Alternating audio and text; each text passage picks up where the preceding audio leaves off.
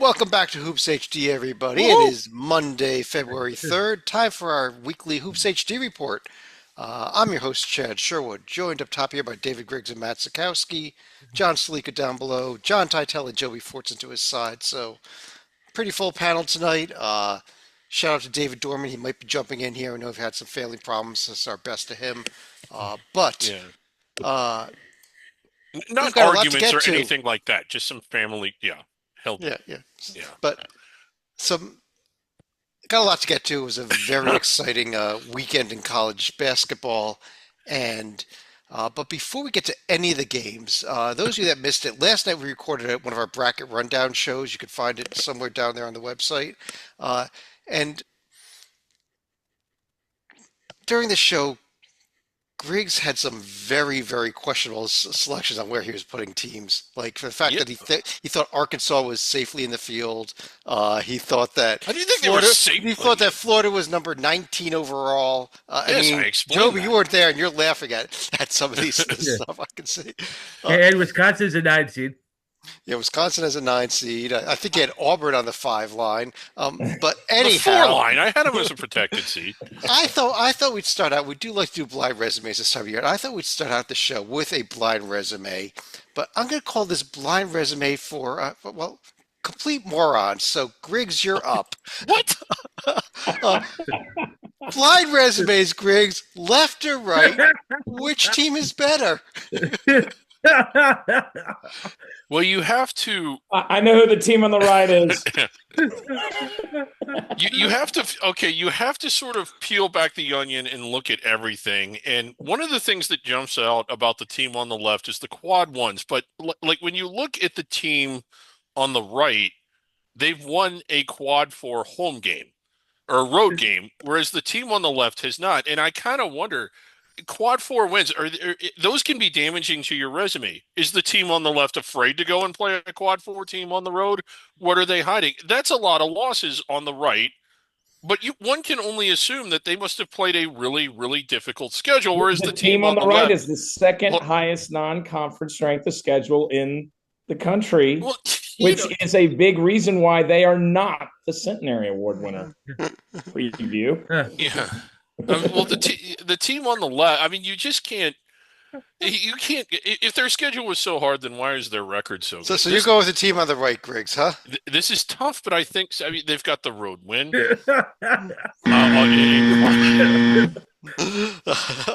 Obviously, for anybody that hasn't figured it out yet, we got Mississippi Valley State on the right, Auburn on the left. And now we know exactly Whoa. where Griggs' mind is when he ranks teams. Well, They this have is a serious one-game stuff, winning Chad. streak, baby. There you go. One-game winning streak.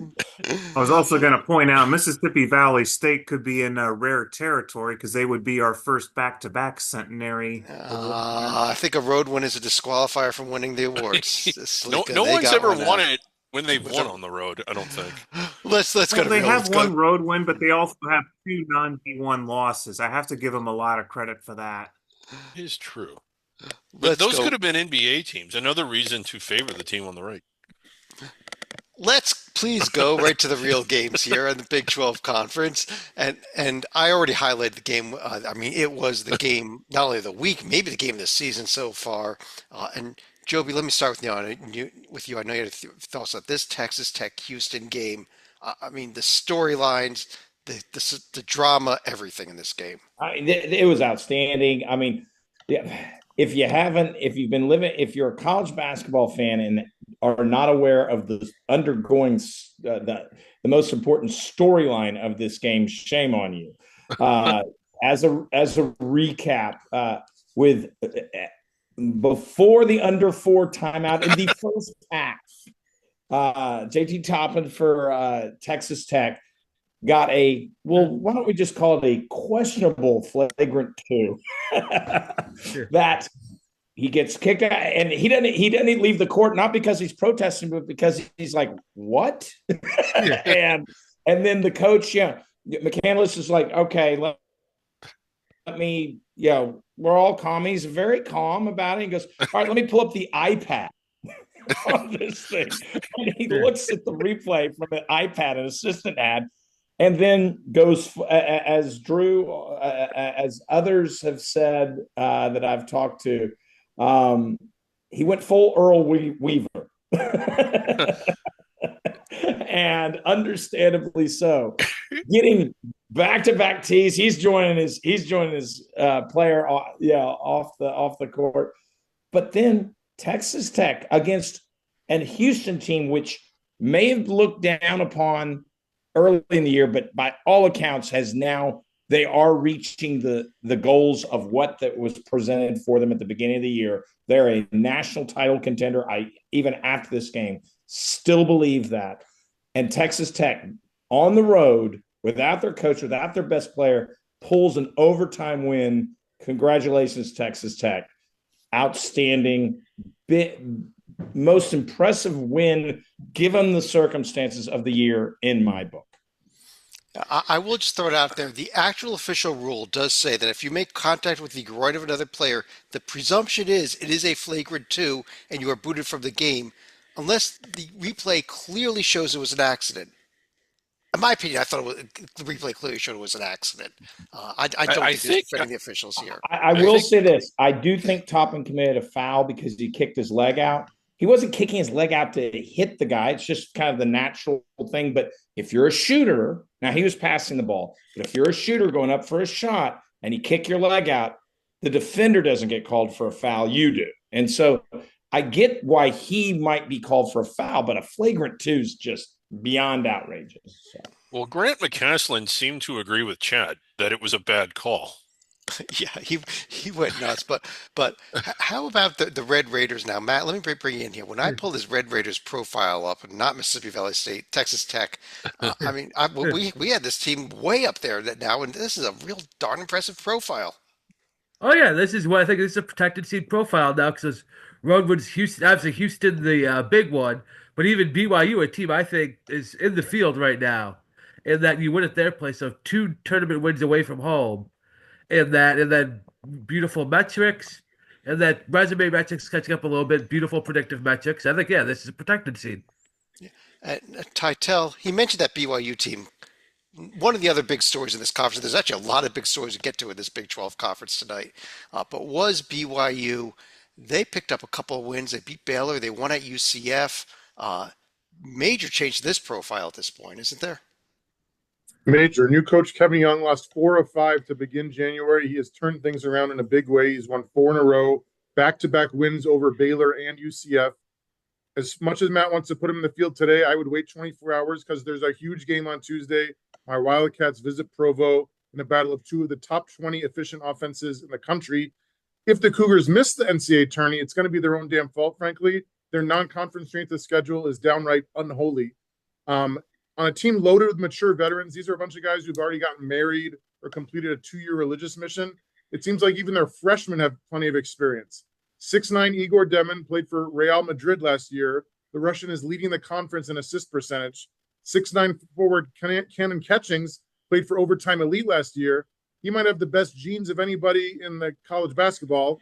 His aunt Tamika, 10-time WNBA All-Star, 4-time Olympic gold medalist. Wow. Salika, I mentioned Tytel's Arizona Wildcats. So I want to ask you about them here. They're another team that had a really good week. Last Monday with the win over Iowa State. Follow that up with another game with a exciting ending at Arizona State. I didn't get to see all of the game, but it was certainly very eventful considering how the game ended with the coaches having a little bit of a fracas. Bobby Hurley saying, well, I've got to vote for the Big 12, and I probably will not be voting for Caleb Love for the Wildcats, unfortunately.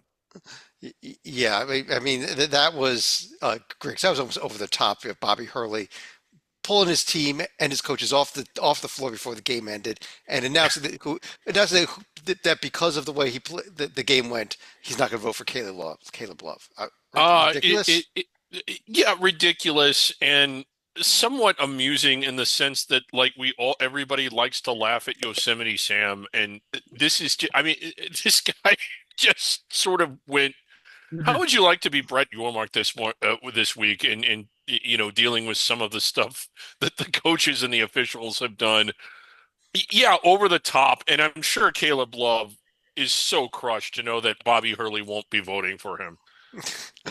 Uh, He should have come back and said like, I don't have a vote for coach of the yeah, for coach of the year either in the conference. But most people won't be voting for him either. uh, Joby, let me go back to you and talk a little bit about the Kansas Jayhawks also here. I mean, in their past 3 games, 2 of the past 3 games, they had a 90% chance to win, and they lost both of them, including the game they totally fell apart with it over against Baylor. They're playing Iowa State as we record this game, and no matter how much they're up, I expect them to lose the game. Well, I mean, this is not the Kansas from last year, right? What I always liked was Kansas, and I'll look at in terms of the JNG. They seem to always game the JNG pretty well. They were always like, yeah, because one of the things JNG like is racking up a lot of impressive wins. Guess what? They did. They do have a number of really good wins. I mean, come on, Duke has 1 loss this year, two losses this Two. year, and they're one of them. But they aren't doing their usual thing. Normally, they beat that Baylor team. Normally, they wouldn't have these little hiccups. They're still in line right now for a protected seat in my book, but they've got to run through the tape. And the Big 12, especially at the top, the teams we've discussed, and one we haven't, Houston, Texas Tech, they are right now playing better than Kansas, and right now will be ahead of Kansas. Taking away Kansas's birthright of a Big 12 regular season title. I think the loss, this didn't dawn on me when it happened, but first of all, they had a 19-point lead at halftime and were outscored by 30 in the second half. Secondly, Kansas does not have a true road win against a team that's going in on the first ballot or that's safely inside the bubble. And this may have been their last real shot at one. I know they go to At Houston, Houston, yeah. and like I said, this was their last real shot at one. I think we want to discuss one other team in this conference. There's a lot of stories in this league this past week, but Matt, Oh I my think we got to discuss goodness. Iowa State. What the heck happened at home over the weekend to Kansas State where they lose by 19? This is the old saying is don't let one loss become two. That terribly unlucky loss against Arizona where Caleb Love hit a 60-footer to take it to OT, and that they were then blitzed in the OT, which hey, that's understandable. What's not understandable is that you go to lose at home by 19 to a Kansas State team that might not make the NIT at this point. Yeah, Kansas State's still Or sub 500. And yeah. Griggs, I know you think they're going to make some incredible run. I don't think Well, everyone agrees with you there. I'm not all the way to thinking that they'll make some incredible run. Where I am at is that if they make it a run, it couldn't be anything other than incredible, considering they were 7-11. But they've had a hell of a stretch. To blow Iowa State off of their own floor. It kind of makes you wonder, is anybody else at least sitting up and taking notice? Like, hey, is K-State about to do something historic here? I'll tell you what, their next games here at Arizona State, Kansas home, Arizona home. Talk to me in about a week and a half. Okay. Yeah. And that's totally fair because, they're still really bad. Stalika, upcoming schedule in the Big 12 and a heck of a week ahead. Starting with the game tonight that we're watching right now, Iowa State, Kansas, but we got a lot of other really big ones here. Well, we Some also have all of them. we also have some extreme oddities in the standings right here. I would like to congratulate Houston and Arizona's MLB teams for being at the top, but don't we have to relegate the Reds and the Rockies at the bottom here? They're relegated to the Mountain West. Yeah. Pretty much at this point, but yeah, I mean, I just highlight some of these games. So Arizona at BYU, Baylor's at Texas Tech, Texas Tech is at Arizona. Another huge week for the Tech. Kansas at K-State, the way Griggs' K-State team there. Baylor, Houston next Monday night. Just wow in this conference. Yeah. How But about another big one, Chad? From a bubble-licious point of view, UCF goes to Baylor, and yes, they need a win like that. Another team, I know we didn't talk about them, but barely losing to Houston, barely losing at Kansas, and I realize that they've had their share of decisive losses as well. but this is a team who's right on the bubble, and well, they just need to finish off a game like that. They need to hold serve against Cincinnati, but I think they really, really need to go to Baylor and win. Yeah, yeah. They had a little bit of trouble with Kansas at home early in the season. Just a 51-point loss. Well, they've had their share of decisive losses, and about 3 or 4 of them were that night. Let's go over to the SEC, where a lot of nights we start on the SEC. Tonight we're gonna go to it second. Maybe well, Matt, let's start at the top here. The Auburn Tigers. This team continues to roll. They won at LSU. They won at Ole Miss. And here they are, 20-1 with, honestly, one of the most impressive profiles. If this was the end of the season and that was all their wins, it would be one of the most impressive profiles I've ever seen. Yeah, and Oh, exactly. You sprinkled in a little more Q3, Q4, maybe a couple more Q2, and even that Q1 alone is one seed quality. Like if it ended, whatever, the rest of the games are Q2 through Q4, even Q3 through Q4, they'd probably be a number one seed if they kept winning. And how about that? The current status, it is February 3rd, and they are locked. Earliest ever, I believe. Earliest ever. I'll tell you what here. On the right-hand side, just to look at this profile. Here, this is what Auburn's profile would look like if they lost the rest of their games. Titel, that's a team that's solidly in the field on the right there, is it not? I was pushing for them to get locked in January, and I understand why we wanted to wait. But yes, when all of your opponents are top 50 in the net the rest of the way, as Chad is showing on the right, even if you lose all of them, it's not going to kill you. It's not going to. I mean, I still that volume of quad one wins. Wearing white. Yeah, I'd say that'd probably be like a 7 or 8 seed if they lost out. They might be a 4 seed still, Matt. Honestly, with those wins, unless they get dinged for the losing streak. Yeah. But let's take look at a couple other teams here, and well. Griggs, let me ask. Let's talk a little bit about Arkansas. Okay. How about Coach Cal's return to Kentucky on Saturday? Gets booed, but he had the last laugh, did he not? Yeah.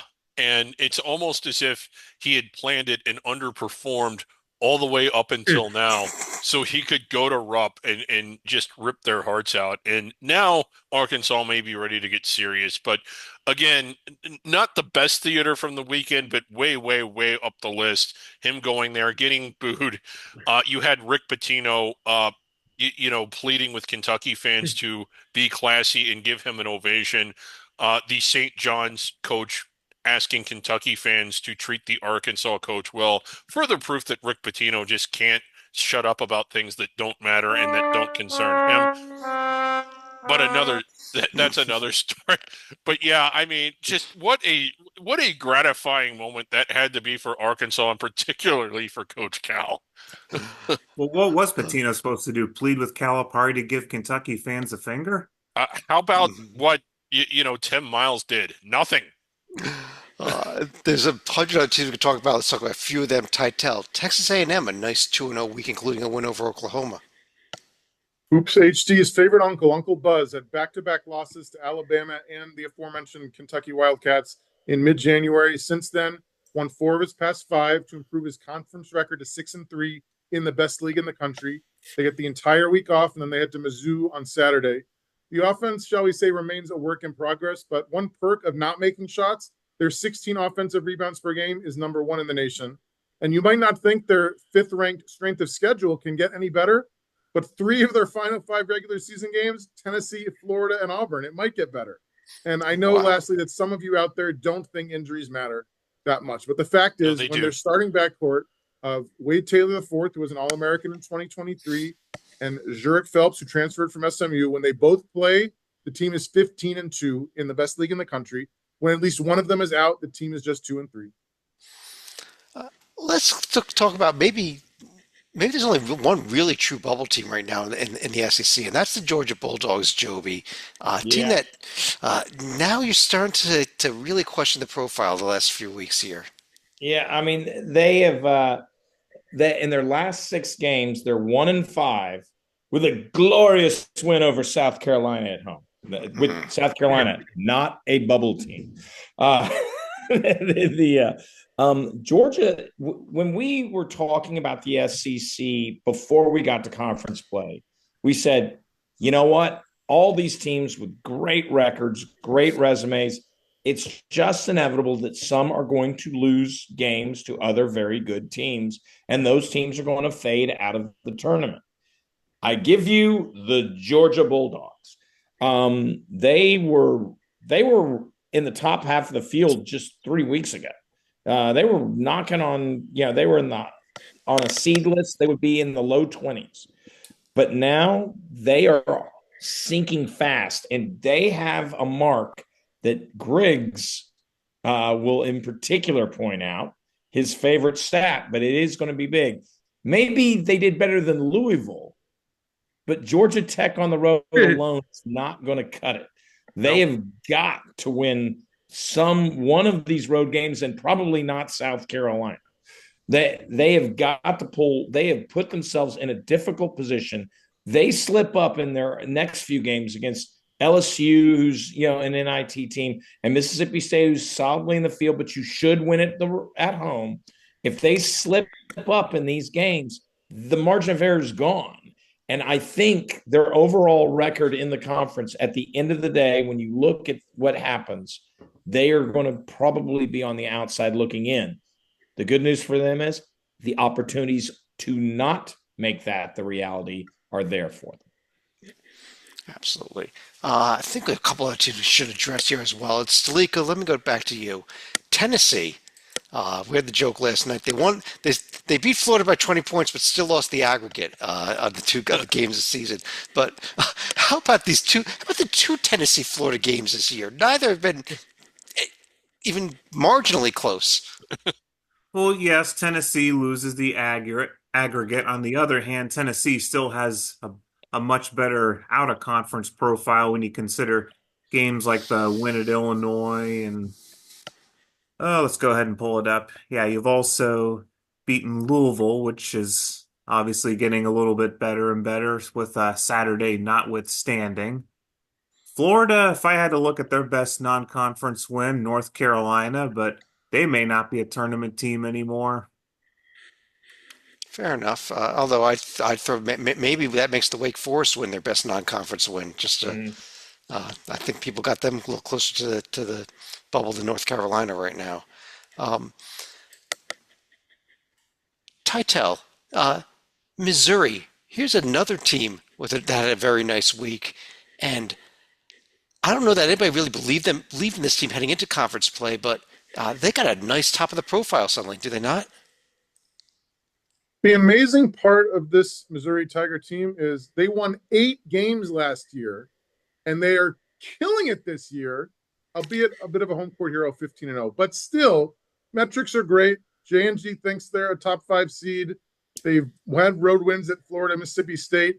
Very tough schedule the rest of the way. But this team won 8 games last year, and they're like looking amazing. I don't know if Dennis Gates is coach of the year material. I'm still leaning Pat Kelsey. He's got to be in the conversation, right? I would think so. Yeah, I mean, they got a big one coming up against Tennessee, but yeah, as far as like they did have the win against Kansas out of conference. There was some evidence of it, but not a whole lot. And even when that happened, I think we all just sort of thought it was partly due to the overcharged rivalry. But those are two monster road wins at Florida and at Mississippi State. I don't know what those two teams' records are combined at home, but that might be half of their losses is to Mizzou. Well, Mississippi State does have 3 home losses, Matt, but Mississippi State, I put them on the right there. Just the score in that game against Missouri at home, you lose by 27. Problems with Chris Jance's team, or is it just when you just shake off and move on to the Georgia game this week? Yeah, that's one such a score. You probably just throw that tape away and just say, "Hey, that wasn't our night." They probably were hitting everything from 3. I will say Missouri was looking really good in those throwback unis, so that might play part of that. Hey, look good, feel good, hit a bunch of threes, but I'm not too worried about Mississippi State in the fact I think they'll still make the tournament. But man, they looked like a protected seed a couple weeks ago, and now might be in the 8-9 game. Yeah, I think we got to move on here. We're going to spend a long time on this conference. We didn't even discuss teams like Alabama and Ole Miss, Vanderbilt, but Or upcoming schedule. yeah. Tomorrow night we have Oklahoma at Auburn. We have Vanderbilt at Florida. We have Kentucky at Ole Miss. Wednesday we have Missouri at Tennessee. Should I keep going here? Over the Arkansas, weekend, Texas, an old Southwest Conference rivalry. Florida Auburn this week. Tennessee Missouri. Texas A&M Missouri. Tennessee Oklahoma. The Texas A&M Missouri game is going to be great. Mississippi State, Georgia, Texas, Vanderbilt. It just, as with every week in this conference, every single game almost is worth circling. Um, Even the ones I didn't circle, there could be storylines in each of those. Mhm. But like I said, we got to move on here. Let's jump over to the Big Ten Conference. And let's start at the top there. And Titel, Michigan State loses its first conference game of the season, and it's not to Purdue, it's not to Michigan, it's to USC. Just unbelievable. The Trojans with new coach Eric Musselman finished January just 12-8. But I think we need to take a little look at the resume before we give up on them. 7 of those 8 losses are to top 55 teams. Don't ask me to explain the home loss to Cal in November. I can't even do it. And while they didn't have any top 100 wins in non-conference play, they've beaten Illinois, Nebraska, and Michigan State over the past 3 weeks. They have a legit shot to beat Northwestern on the road on Tuesday because Brooks Barnheiser is out for the year with a foot injury. And this team was built on transfers after leaving the Conference of Champions. Just ask our good friend Rocco Miller at the legendary Portal House. But one of the biggest surprises for me has been freshman guard Wesley Yates II. A bit of a steep learning curve. There was a 3-game performance right after Thanksgiving, lost 3 games, and he shot 0 for 11 combined. He's looked great since January. He scored 19 against Michigan, 19 against UCLA, and 17 points with 4 steals against the Cornhuskers. Really good stuff there, John. And you're right. You see the J&G, it has them at 50. That's a metric that predicts what the committee will likely do. So very, very close to the bubble, if not right on it. And playing better now. And you start to look and you see a kind of a stretch minus going to Purdue of not just games they can win, but that they likely will win. Um, yeah, I mean, at the rate they're going, they've sort of snuck up on us, and they can get into the field. I think another notable game from this weekend, Joby, just happened late last night, where Nebraska went to Oregon and picked up the win. And there's a couple things here. Number one, Oregon heading downhill, but also on the other hand here, Nebraska suddenly, I know our colleague Rocco Miller said they're in right now. I don't know if you agree with that or not, but I'm really torn on how to evaluate Nebraska. Nebraska is bad. Remember, they lost 6 straight games, including the aforementioned USC at home when as part of this run. And out of conference, while hey, nothing wrong with losing to Michigan State and St. Mary's, but you beat nobody. I mean, you beat nobody. And so they were kind of twaddling along, NIT-ish, then they lose 6 straight. But yeah, you beat Illinois, and then the big one, you win at Oregon that late night. So right now, I don't know if Nebraska's in because there's other good candidates. Titel's BYU, for instance, the USC team that did beat this Nebraska team, but they are definitely in the conversation. They've put themselves in the ability to play their way in, and look at their schedule coming up. They are as good, if not better, and will be then the next 5 games they have. Their road games, they need to win them. They're against teams who aren't that great in Penn State, Northwestern, and Washington. And while Ohio State and Maryland are clearly in the field right now, Maryland more than Ohio State, the fact is you get them at home. So if Nebraska can reel off 5, they're in probably at this point because they will have gotten past that 6-game losing streak. However, if they only go 3-2 in that group, they're right back to the NIT. A couple of things about Nebraska, picking up some nice wins away from home out in the Diamond Head over Christmas. And without those, one of the favorite stats is they would be 6-8 against the top 3 tiers or 6-10. But another thing you got to factor in as opposed to their record against the top 3 tiers is I just don't think the committee will select a team that made one of the worst administrative decisions ever and fired Tim Miles. Okay, time to move on here. Matt, I've got Oregon up there on the right. They would, and this is now 6 losses on the season for Oregon. Not a horrendous at all. But 4 of those 6 being at home is just one of the weirder things I've ever seen, ever, I think. And a couple. They got drilled by UCLA. That was at UCLA. Illinois just drilled them in at Oregon, and that's what I know their profile wins and losses looks great, but man, like that they feel like a 7 or 8 seed to me right now. I know their profile is probably much better than that, but they just like on court performance and the predictive match is kind of back into. It's like they don't look like a 4 or 5 seed. Yeah, That's right. but it was kind of when we came into the season, we talked about what would these West Coast Big Ten teams and same with the ACC and the like do on these road trips, and are they going to lose these games on the road trips? They've done decent on pretty good on the road with wins at Ohio State and Penn State. They've been losing It's at the home home. game. It's the home games they're having trouble with right now. Yeah, it's just oftentimes, especially when we're doing under the radar, we'll make the comment that a team is a lot better than what their profile indicates. I don't know how this is possible, but Oregon's not as good as their profile indicates. I don't know how you get the wins to top it out like that. But Matt's right. I think he's absolutely right. They look like a 7 or an 8 seed. Uh, Probably worth a few seconds here, Stalika, to discuss this UCLA team as well. I think that they're up to 5 games in a row now in this winning streak. Is this team? Where's this team heading? I mean, is this team starting to look pretty good? Is it not?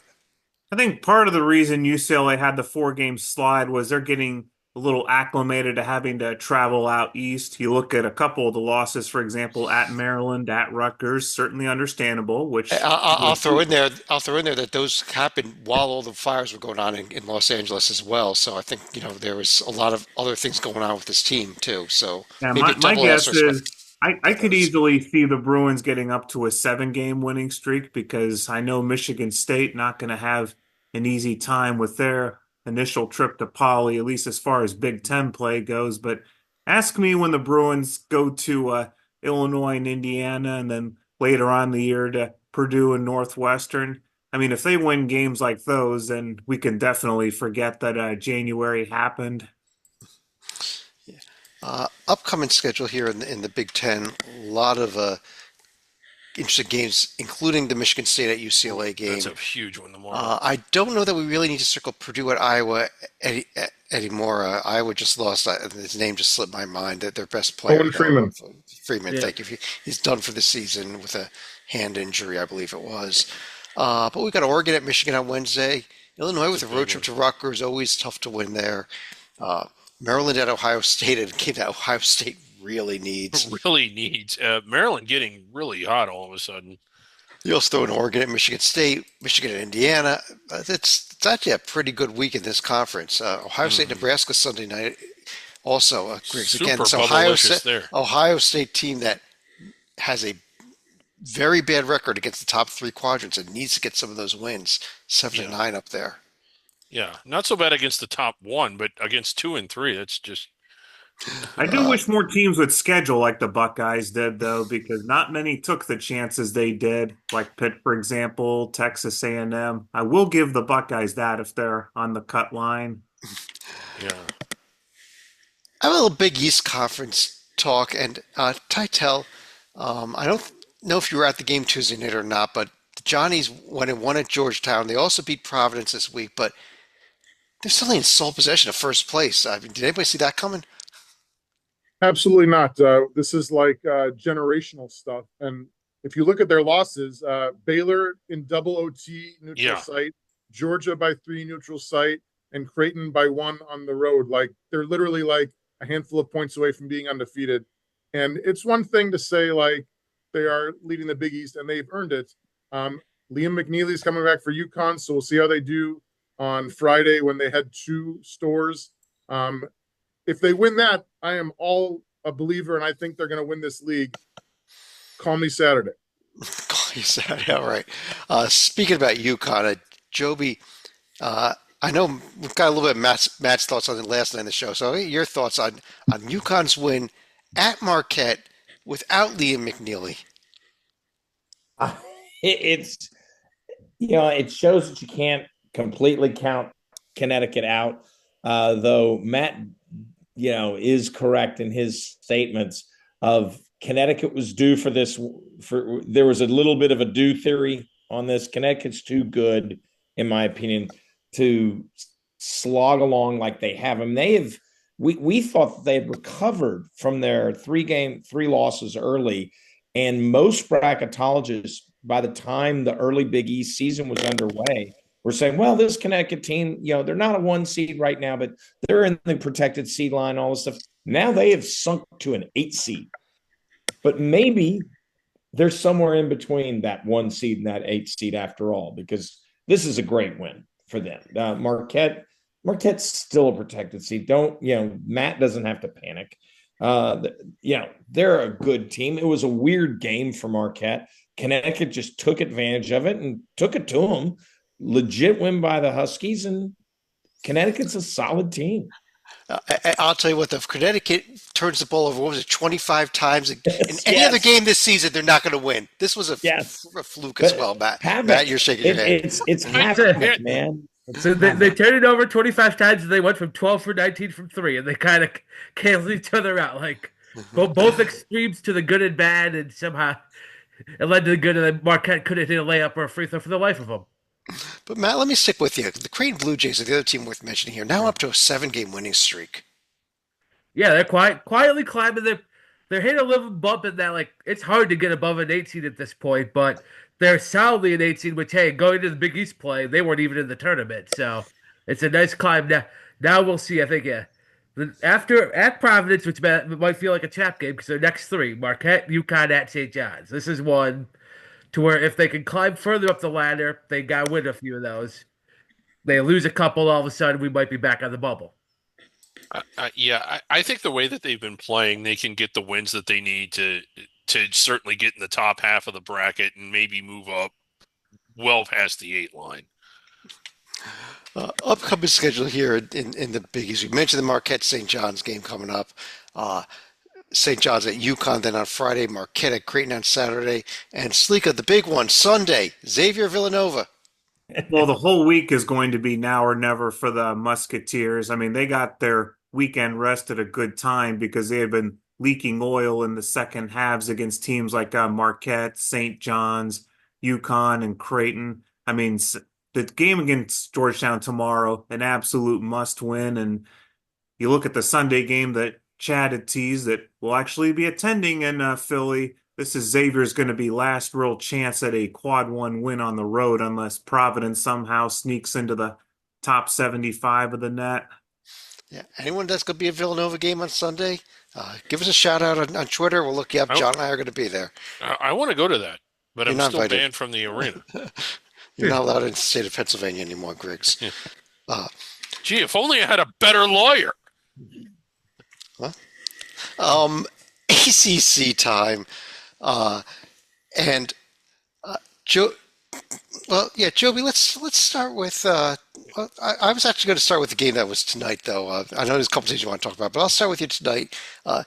You're Virginia, who's just won to Pitt and kicked the living you-know-what out of them. And this is a Virginia team that's going nowhere this year, and a Pitt team that had been fading, and maybe they've just faded too far suddenly.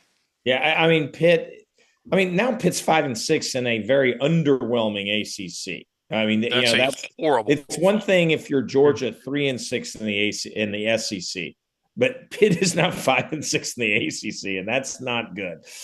Pitt, did well out of conference, and the focus in this game should be Pitt. They were, I think, before tonight, they were still inside the field, even with the loss this weekend to Wake. I think, but one of the reasons why is because they didn't have that awful loss. You can excuse an at Florida State loss, but Virginia at home, that's just and it's the way they did it. They looked lackluster. Every loose ball was Virginia was winning every loose ball. Virginia was protecting the defensive glass for the first time all year. I don't think that's an accident. Capel was very frustrated with his team for good reason. and we'll talk about with other teams as well. This year, the ACC is a lot like the WCC in Gonzaga's role or St. Mary's role, or when BYU is in the WCC, their role. Yes, there's some teams that you can get good marks against, but man, you have to kind of run the table because there's a lot of crud that can ruin you can ruin your day. And that's exactly what happened today. I think right now, as of this very moment, Pitt is out. And unfortunately, they got North Carolina on the road coming up, but there just aren't a lot of opportunities to recover from a loss like this. Yeah. They have to go big. Yeah, they have to go remarkable in their final 8 to 9 games here. They got to go 7-2, 8-1. Yeah, Matt, maybe the team that takes advantage of Pitt out might be their conference mate here. Wake Forest on the right there, a team that has nothing bad, not much good, but nothing bad. Right. Well, and they had their tournament win this weekend, and unfortunately, Virginia took it away tonight. Yeah. But they're still they do have a win over Michigan out of conference. Wake has the exact same, what we just said about Pitt also applies to Wake, also applies to North Carolina, and other teams. They got to win this West Coast swing. They could maybe lose once, but then that means they got to beat Duke on the road or something. Ooh, I think they need them both. and the problem Wake has is that the schedule was unkind to them on getting to play these other top teams. They're not playing these top teams multiple times except for Duke, and that's a tall order. It's not like playing Louisville twice, North Carolina twice. You get them at home, etc. No, they got Louisville on the road and they lost. No shame in that. But wouldn't you love to have them in Winston-Salem, where I think Wake probably wins, and thus they get a win against a tournament team? They don't get it. And so Wake, all the pressure's on Wake to not mess up, just like the example I give is BYU when they were in the WCC. They couldn't lose on the road to Santa Clara. You just can't do that. And that's where we are with the ACC this year. I will say the one thing, I'm not huge at Wake per se in that, but I will say go for them 39th in wins above bubble, 36-6 the record, and that might help them on. And when you choose teams to make it, those are metrics that play big. Now, their predictive metrics might ensure if they get selected, they're going to Dayton, but the resume metrics, two of the big ones are real strong, at least relative for a bubble team, and that might push them over the line. Griggs, I pulled up Duke there on the left. Obviously, one of the best teams in the nation now, 15-game winning streak, and the Duke Carolina game was a snoozer on Saturday. Yeah, I mean, it was one of the least compelling games of the day. It had the feel. I think the final score was 17 or 18, but for much of the game, the margin was more than that. It was, you and I were saying, kind of joking, but only kind of, that this was more like a road bye game than a big intense rivalry or a home bye game. And Duke just clobbered them, and North Carolina. I didn't expect them to. I'm not dogging them because they didn't go to Duke and win. I'm dogging them because they didn't. They did what essentially a Big South team would do, and they do not look like a tournament team. Where does the J&G have the? I can't. J&G's right here. You're talking right on the bubble. Right on the bubble. 45. Yeah. They're in the exact same spot that we discussed with Wake and Pitt. Yeah, they get a loss. It falls. We did not select them. They're in right now. Okay. They could be out. It's right on the razor's edge. You don't want to be on the razor's edge in the ACC. It's a metric. Our committee didn't select them the other night. Tytel, did you have them in? I can't remember. I think they and UCF are fighting for my last team in, but as Joby says, if they keep this up, they're going off the bubble quickly. Yeah. Well, how about this game coming? This game coming up next weekend. Pitt at North Carolina. I mean, somebody's got to win the game. but all seriousness here, Tytel, one of the team, when you look at this, go back to the standings page here, Duke, Clemson, Louisville, we like the way they're all playing. Wake, we just called it bubble team. What about SMU, kind of in the middle there? Don't really discuss them much either. 17, and nor should we, because you see Tier 1 is pretty absent. But I have a quick question for Joby.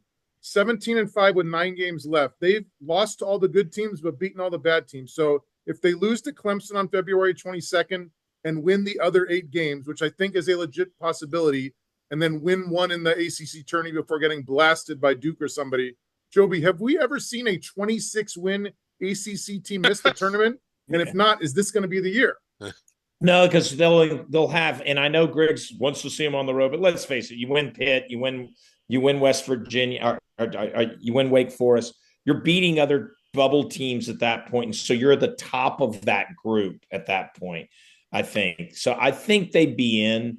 And by the way, at Stanford will wind up being it. Very well could be your tier 1 win. Yeah. But I think they'd be in. But man, they're going to have a low 20s number and miss it. I mean, not many times you see a 24 win ACC team miss it. This is very reminiscent of the Penn State teams that we've seen. And you know what? Their non-conference schedule is reminiscent of those Penn State. And one of the things, a big no-no, we mentioned it that if you play an out-of-conference strength of schedule like that, you better not be on the bubble. 2 other quick notes from the ACC. First of all, a shout out to the Miami Hurricanes. Broke their was a 20-game ACC losing streak or something like that. Finally got a win, beating Notre Dame. Yeah. And also the news tonight out of Florida State that Leonard Hamilton is retiring as of the end of the season. Obviously things not going that great with Florida State this year, but a heck of a career he's had there. Upcoming games in the ACC. Duke, they're going to be at Syracuse, and a huge one Saturday actually at Clemson. So that's probably the game I'm circling the most here. Yeah, the atmosphere for that alone is just going to be phenomenal. Keep an eye on Wake's road trip also this week to Stanford and Cal. They really need a 2-0 sweep there. And we mentioned the Pitt North Carolina game already. North Carolina Clemson next Monday night also. Joby's favorite conference, the Mountain West now, which has had its top kind of fall apart a bit almost when New Mexico goes to Utah State and picks up the win. And, Griggs, Utah State profile, pull up there on the right, no longer quite as just dominant because they just had so many wins and so few losses. And now there's another blemish here, at least, I'd say. Yeah, and not that New Mexico's a bad team. They're not. But, it really topped out good because, like, when you look at St. Mary's and San Diego State, those are 2 good teams. And to win both of those is true road games. And to have the bloated record that they did, I mean, I was thinking this was maybe if everything fell into place, they could be on the fringe of a protected seat. I still think they're in the top half of the bracket, but I mean, New Mexico just pancaked them. I mean, you can have 2 thoughts in your head at the same time. I was very impressed with New Mexico, but kind of disappointed in Utah State at the same time. And if you watch this game, New Mexico did something that was kind of hard to do. They shut the Utah State fans up. Yeah. And New Mexico now, Stalika, especially when you take a look at Tier 1 and 2 combined, it's a nice little profile, is it not? Yeah, if you look at tier 1 and 2 overall, you're going to have 8-2, which is certainly going to be a lot better than a team like Ohio State, for example, where they seem to be getting skewered a bit. The predictives are going to be very bubblish, but you look at the resume statistics, it's going to scream about 8 or 9 line right here. You look at some of the upcoming games, they're going to have to go to Boise State and San Diego State, probably going to be their toughest remaining test. The home game against Utah State also. Let's not forget that one. That and also a trap game against UNLV. Can't overlook that. We also got to mention that. How much of an anchor is that home loss to New Mexico State? I mean, it smells kind of bad. It was in overtime. It is a rather, should we say, heated rivalry. How does a brat like if you're guessing the committee, Titel, like how much is that going to weigh them down? I mean, I know they're not going to ignore it entirely, but are they going to be like, you know what, it was in overtime to a bitter rival? You cannot ignore a tier 4 loss, period, I don't think. Although Chad wants to say that the LA wildfire should be a factor in the UCLA resume, so I guess there are some factors out there. But keep in mind, New Mexico State has been cold recently, So if you think that tier 4 loss is going to come up to tier 3 eventually, I wouldn't bet the ranch on that. Yeah. I pulled up San Diego State there on the right as well. Team that has a pretty nice resume. I think most people have them Oh in the yeah. field. I mean, Joby wouldn't have them anywhere near the field, but the rest of us would. And I just got to mention this again. I mentioned it last night. They beat Wyoming by 2 points in one of the craziest games over the weekend. Yeah. Just quick recap here. They were down 9 with about Oh. 2 minutes left. Proceed to go on a 20-0 run to take an 11-point lead with 15 seconds left in the game. Look at that final score, 63-61, and it was actually with 62-61 at one point with the second and a half left. One of the most amazing 15 seconds of basketball. It took about 30 minutes to play it, but about 15 seconds of basketball. So depressing. So depressing.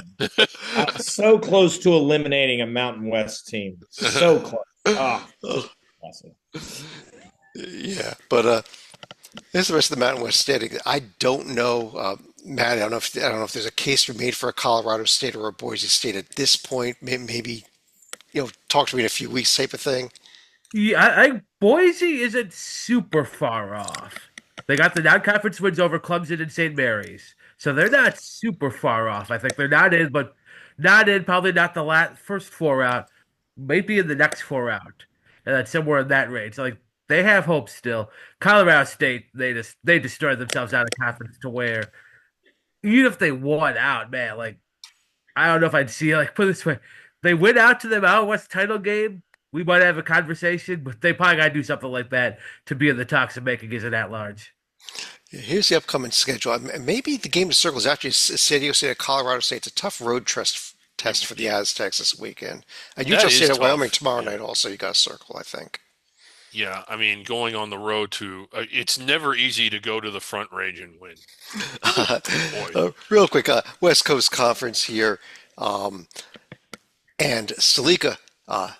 Gonzaga goes to St. Mary's. St. Mary's wins the game, and here's the Gales at 10-0, clear possession of first place with a nice little profile. Well, it's going to be over a 2-game lead for the Gales right now. So with that win, that probably is going to put St. Mary's probably around the 7 or 8 line as far as where they currently be. Could probably top out around the 6 or 5 line if they're able to run the table in conference play. They're going to be facing a tough road trip against San Francisco and Oregon State before they get to a road trip to Gonzaga later in the month.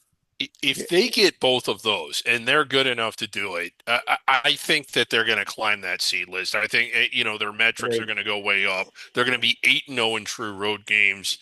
They're not a Mountain West. You talk about climbing the seed list.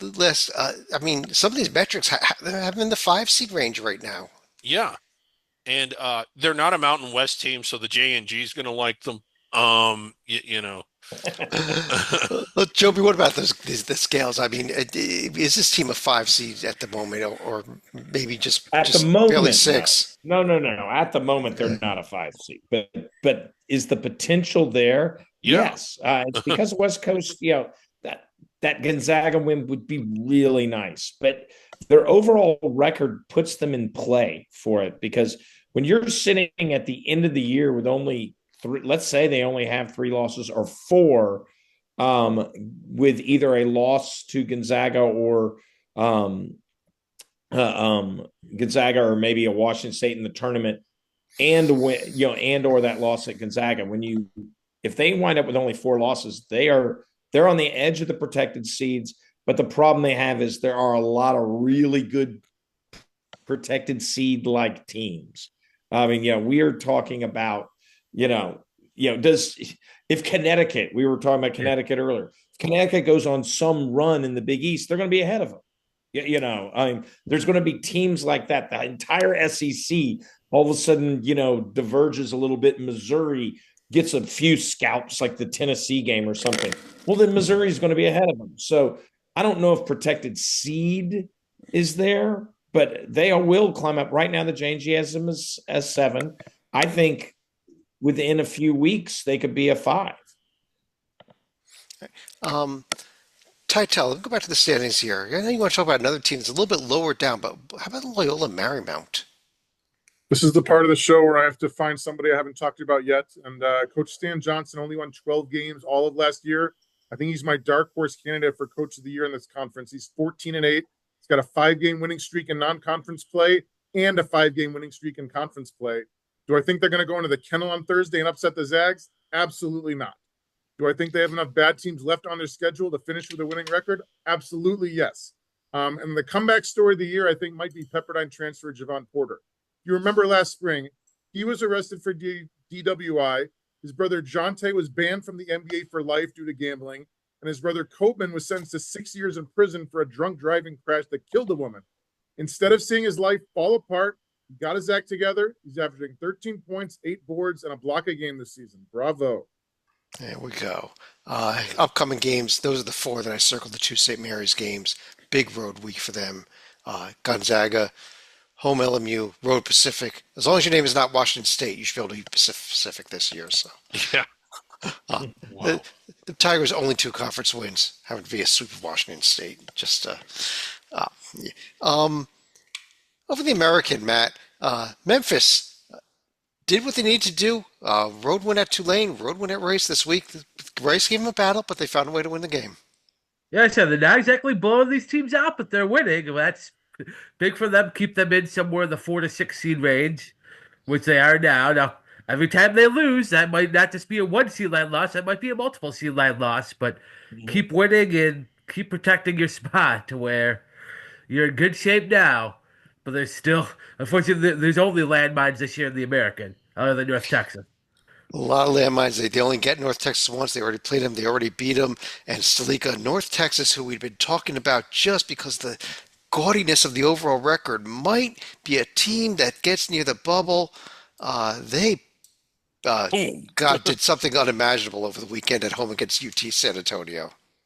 It looked like we were going to be breathing a sigh of relief after they held on for a win at Wichita State, but no excuse for losing to the Roadrunners right here. I don't care if he had an anvil or whatever cartoon objects that Roadrunners typically have. That's not a game that North Texas could afford to drop. And as we speak right now, they're in a tight one with UAB, who is also near the top of the conference standings and a potential spoiler for Memphis. Oh, yeah. As we record this, they're down a point at halftime at UAB. Titel, Florida Atlantic. They were a story a couple of years ago. Not quite that story this year, though, are they? Certainly not. New coach John Jacobs got off to a rough start in year number 1. He's finally over 500 in conference play. He beat UTSA and South Florida last week.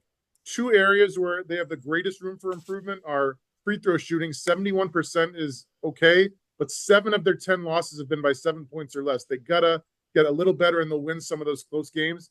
And the perimeter defense is pathetic. 40% allowed behind the arc, bottom 5 in the nation. And what's weird is I've also been underwhelmed by some of their transfers. So they get Jacksonville State transfer Kiki Tandy. He led Conference USA last year with 18 points a game, scoring under 10 points a game this year. And they got Ken Evans Jr. from Jackson State, the SWAC player of the year. He's scoring under 8 points a game this season. I'm surprised that the guys he brought in haven't scored more.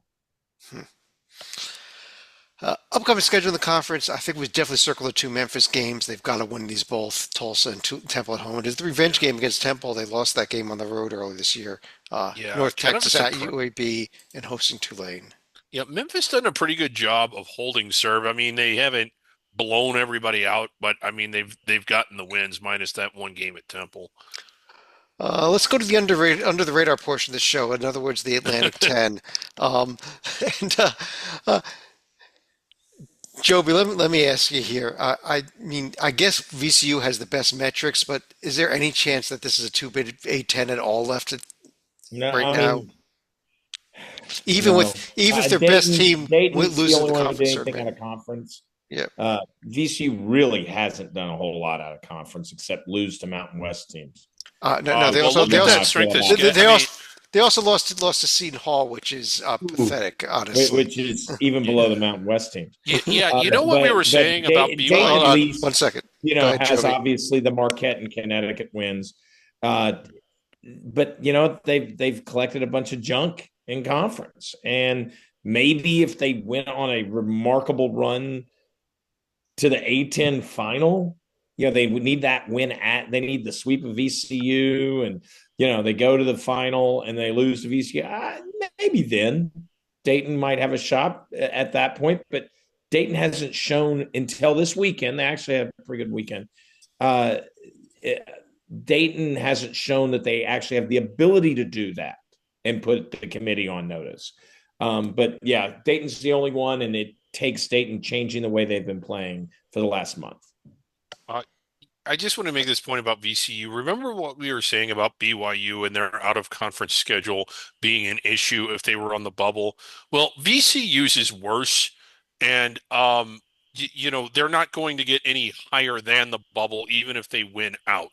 So that is just a putrid out-of-conference strength of schedule. As for Dayton, they're the best team that sucks this badly that I've ever seen. Okay, whatever that means. Now, Slika, I've heard a little love lately for George Mason, though. They in fact got, I think, one of our last under consideration teams last night. Is there a little bit of something here, especially if they can pick up a winning streak, maybe get a win at VCU, a win at St. Louis? They're slightly better than VCU in that they at least got a couple of wins in the top three tiers that were outside of the conference. The only problem is it's at James Madison, nowhere near as good as last year, and also at home against Tulane, who doing great by American standards, but certainly not by NCAA standards right here. And of course, that loss against Central Michigan, that's going to smell just as bad as the New Mexico State loss does for New Mexico. I will say this though, they haven't lost, I don't think, since January 4th. And Tony Skinn, a lot of people were wondering, could he coach or could he not? He's done a really good job. Now, I don't know if they get all the way across the line and into the NCAA tournament or inside the bubble, but I kind of like them more than anybody else in the league right now. I know their metrics aren't as good as VCU. I think their team may be. Fair enough. We'll see how it plays out here. The upcoming schedule, let's pull it up real quick here. Mason this week is at GW and hosting Rhode Island, but big game Friday night, VCU at Dayton. That's probably the one to circle this week. Yeah. But on that note, that's all our teams for the night. Let's run to final thoughts. And Tytel, I'm going to start with you. Joe, we mentioned earlier that South Carolina is not exactly bubblicious this year, but I do want to highlight their star forward, Colin Murray Boyles. So they might not win a single conference game this year, but it's not going to be due to his fault. Sophomore forward made the conference all-freshman team last year with just 10 points and 6 boards a game. He's taken it up considerably this year. 16 points, 9 boards a game, block and a half a game, steal and a half a game. He's leading the best league in the country by shooting 60% from the field. This guy had 22 points against Clemson, 25 against Auburn, double-double against Oklahoma, double-double against Mississippi State. And he's the ultimate example of opposites attract. This is the guy, he's 0-9 in conference play. His girlfriend is Chloe Kitts from the South Carolina women's team. She's played 76 games in college. She's lost 1 freaking game. So between them, that's a hell of a record. Matt. So this is what I'll get first. So this is a big week for Marquette to wear. All of a sudden now off the 2 line at St. John's at Creighton. And I think they're definitely capable of more, but since January 1st, Marquette's only 57th in the Torvik if you just take it from January 1st on. Now, before the UConn game, they had covered the Ken Pom spread the last 3 games, so they were showing signs of positive play before the UConn game happened. But this is a big week to where even 1 out of 2, and you'll feel solid again that, hey, you'll be a protected seed and still be in the tournament, in the race for the Big East all year, because his schedule definitely eases up after these next 2. Okay, good point. Joey. All right. I know we have friends in Lubbock, and I want to apologize for the bracket show a few weeks ago. I did put the qualifier when I rated Texas Tech the lowest of anybody on this panel. It's because you hadn't beaten anybody. I don't like teams that had, especially with a crappy out of conference schedule. You did have a crappy out of conference schedule. Let's be real, guys. And as Griggs has pointed out over and over again, if you're near the bubble with a bad out of conference, you're in trouble. You're not near the bubble. You're near the protected seeds. Sorry, yes, wins against Houston this weekend, Titles, Arizona. You have proven that you can beat tournament teams. BYU's now looking like a possible tournament win. The weakness on your resume has been completely covered up, and Texas Tech is knocking on the door for that protected seed. Now, this is the one little point I want to make off it is this is the perfect example. Griggs often says on road wins, oh, you can change your resume if you have a weakness, a foundation, and a weakness that can be corrected. That's what Texas Tech did. That's what a lot of other teams need to do. Houston did it also, by the way, in the Big 12. That's what a lot of teams can do. But if you're stuck in a conference like the ACC that doesn't give you those opportunities for a Wake Forest, et cetera, you are at a disadvantage. So congratulations to the Red Raiders. Keep up the good work, and I'll continue to be on your bandwagon. All right, Slika. On a slightly more serious note, my details for this weekend would not have been as high as they normally would. I was visiting my nephew Sam in the hospital. Hey, Sam. Hope you're Hope watching. he and his significant other are doing well. And on a related note, on one hand, it was nice that the puppet also paid a visit, but it was also rather regrettable that we had to throw him out around, 2 in the afternoon when he kept yelling over the flagrant 2 between Houston and Texas A&M. So sadly, we have now had to ban the puppet from the Grant Medical Center in Columbus. Well, I mean, I yell at the guards in the drunk tank all the time, and they won't ban me from there. Okay. As we record this, by the way, Kansas almost up almost 20 points over Iowa State early in the second half. So anyone that's watching this tomorrow could be talking about the Iowa State comeback win. But Greg, you want to finish off the show? That was actually my final thought. I was going to say, like, as we're watching this, Kansas is up 18 at home over Iowa State, and by the time that you all see the podcast, Iowa State will have won. That's my final thought. I'm sorry, I stole your final thoughts. Sorry about that. No, I'm not actually. But on that note, I do want to thank everyone for joining us. On behalf of David Griggs, Matt Zukowski, John Stalika, Joby Fortson, and John Teitel, I'm Chad Sherwood. We'll be back Wednesday night with Under the Radar. Sunday after I can't call it that term because it was super. So after the big game that, you may want to eat a bowl of popcorn while you watch. We'll be back doing a bracket rundown next Monday night with our Hoops HD report. Talk to you again real soon.